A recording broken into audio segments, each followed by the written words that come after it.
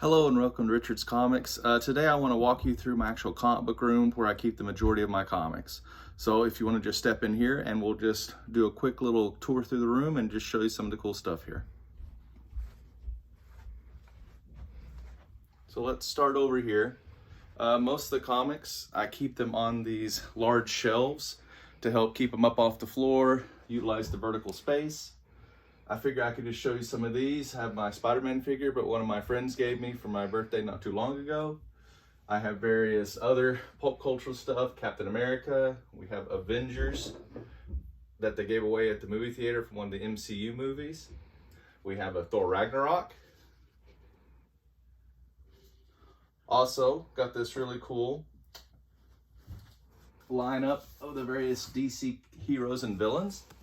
It's kind of hard to see, but it has most of your main villains and superheroes.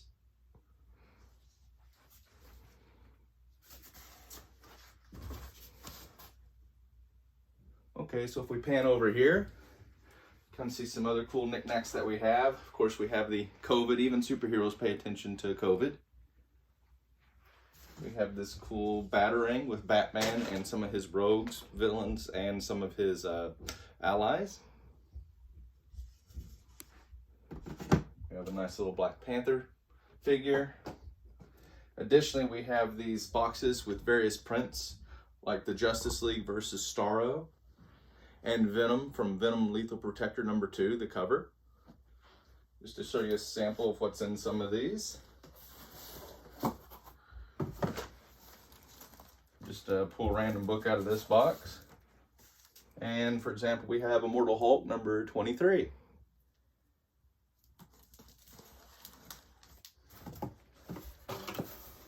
Okay, and then as you can see, this is our other shelf. We have all the books laid out. The numbers that you see are how I actually keep them organized. I have them in an online database, and each one of the boxes has a specific number, and all the comics in that box are assigned to that number. So that's really how I track and organize my collection. Going through, we have things like this little stand-up from the original X-Men 2099 run from 1993. Going back, how would you like to have your comics organized?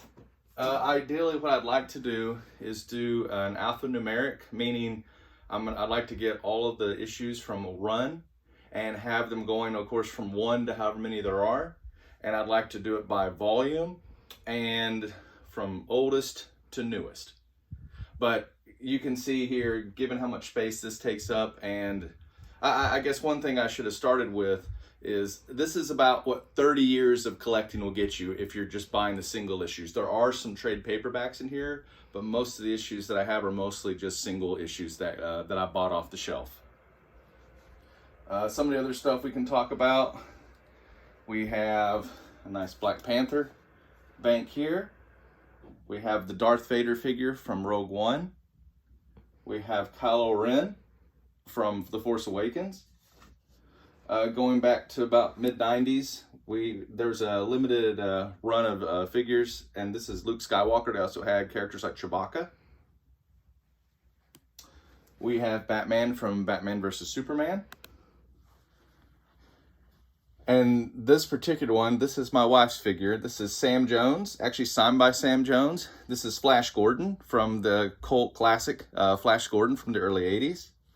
We have a nice Venom Lethal Protector bank.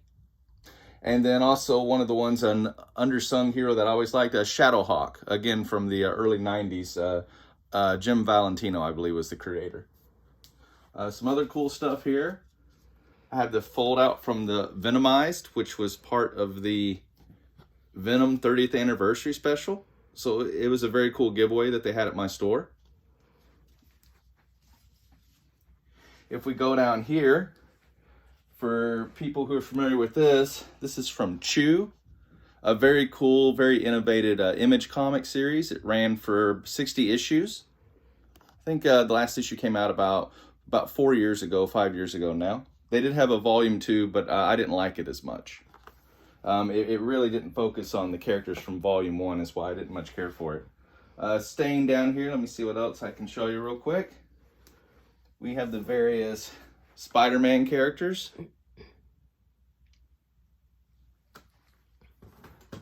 Some Justice League.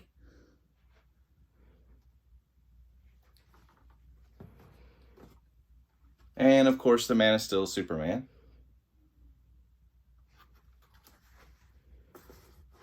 Let's see if I can show you another box with some older issues that some of you all might appreciate.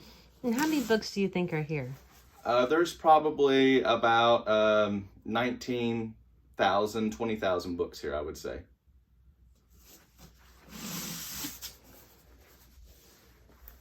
I'll give you all another sample. Just pulling out this box.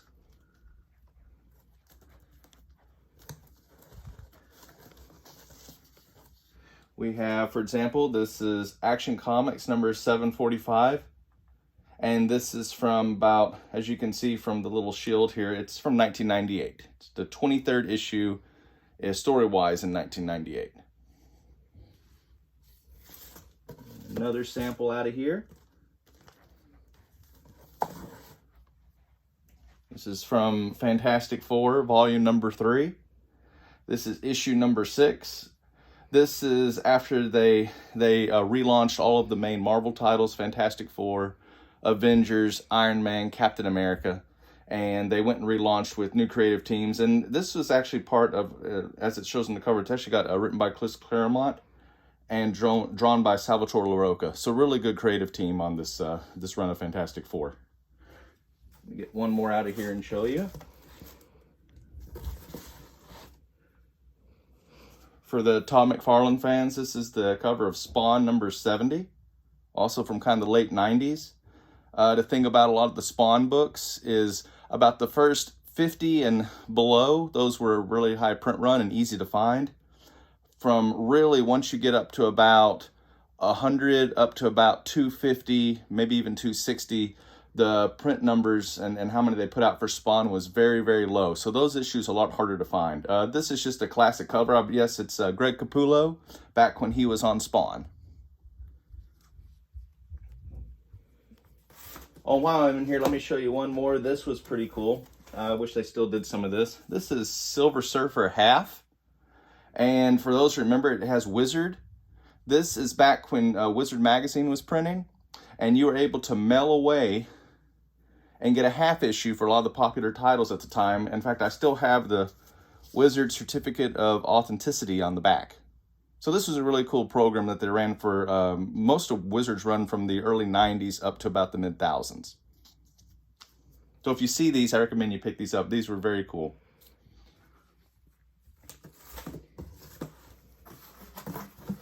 Let me put this back and I can pull one more and show you a couple other samples.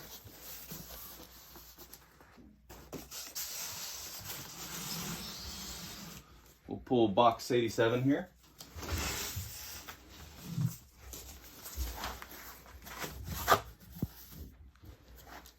So just in this box, this is one of the hardback. And this is JSA, Virtue and Vice. Again, this is probably from about the late 90s. And you can see the creative team, David Goyer, Jeff Johns, one of my personal favorite authors, especially with what he did with Flash and Green Lantern. And not to be overlooked is his Teen Titans that he did was one of the, probably my favorite version of Teen Titans. And no disrespect to the original New Teen Titans, but the run that Jeff Johns did is probably my personal favorite. So let me pull one more. I actually have another trade paperback in here. So I have the single issues, but given how it was hard, even in the way I have it organized here, to go and dig and pull out the single issues, I did get some trade paperbacks. This particular one is X-Men Inferno. This is from the late 80s. Very famous storyline. Definitely worth checking out, be it single issues, trade paperback, or even if you do digital. Very good X-Men story. And let's see if I can pull one more for you. And we had his action figure over here, but this is the later volume of Shadowhawk. This is issue number 7. So this was when they went back and revisited Shadowhawk. And recently, just a few weeks ago, I believe that they had the 30th anniversary one-shot of Shadowhawk. So again, it kind of goes with the figure a little bit. Kind of an undersung Image hero. He gets overshadowed by characters like Spawn and, of course, Walking Dead.